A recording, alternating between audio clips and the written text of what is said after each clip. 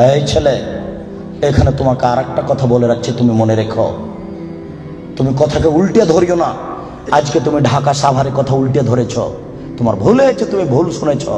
আমি বলেছি টিভিতে আন্তর্জাতিক খেলা ক্রিকেট ফুটবল দেখা তো বহু দূরের কথা।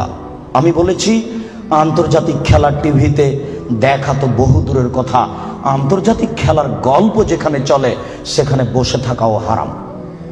দেখি কোন মায়ের বেটা এই ফতোকে উল্টে ধরতে পারে। আর তোমার বাড়ির উপরে, 5 তলা বাড়ির উপরে অনেকগুলি পতাকা, তার একটা হচ্ছে ব্রাজিলের পতাকা।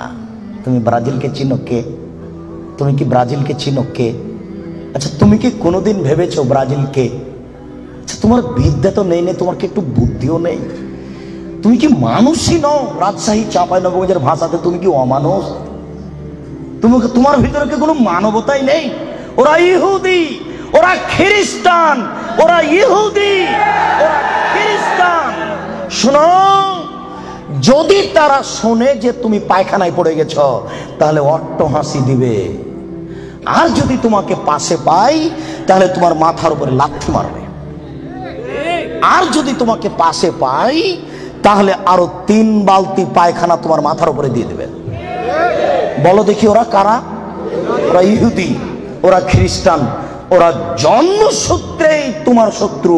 ওরা বলছে তোমার নবী ভুয়া, মুহাম্মদ সাল্লাল্লাহু আলাইহি ওয়াসাল্লাম ভুয়া নবী। নবী হলে আমাদের মধ্যে থেকে হবে কেন? ইব্রাহিম আমাদের, সুলাইমান আমাদের, দাউদ আমাদের, মুসা আমাদের, ঈসা আমাদের, ইয়াকুব আমাদের, ইউসুফ আমাদের, সব নবী আমাদের। মুহাম্মদ নবী হলে ইহুদি খ্রিস্টানদের মধ্য থেকে হবে, আমাদের মধ্য থেকে হবে। আরে মুহাম্মদ নাকি পৌত্তলিকের মধ্য থেকে হয়েছে। ছি ছি ছি ছি ছি, এ কেন নবী হবে? ছি ছি ছি ছি ছি, এ ভুয়া নবী। তুমি তার পতাকা মাথার উপরে তোলো কাপুরুষ। তোমার বিদ্যাকে আমি কবর দিতে এসেছি, তুমি মনে রেখো তোমার আমি কিছু না কিছু উপকার করবই করবো ইনশাআল্লাহ। শুনুন, দুনিয়াতে দুটি পাপ আছে, মানুষ না করে পাপী। ফুটবল ক্রিকেট র্যাকেট খেলা যায় ওই সময়তে যখন টাকার হারজিত থাকবে না, শরীর চর্চা থাকবে, তখন যায়।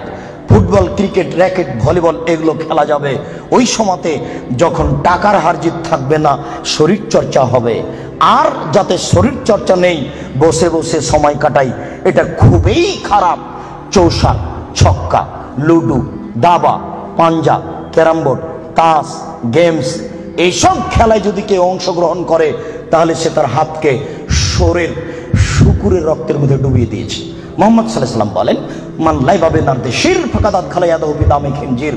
কেউ যদি চৌসার, ছক্কা, লুডু, দাবা, পাঞ্জা, ক্যারাম বোর্ড, তাস, গেমস এই ধরনের খেলায় অংশগ্রহণ করে সে তার হাতকে শরীর শুকুরের রক্তের মধ্যে ডুবিয়ে দিয়েছে।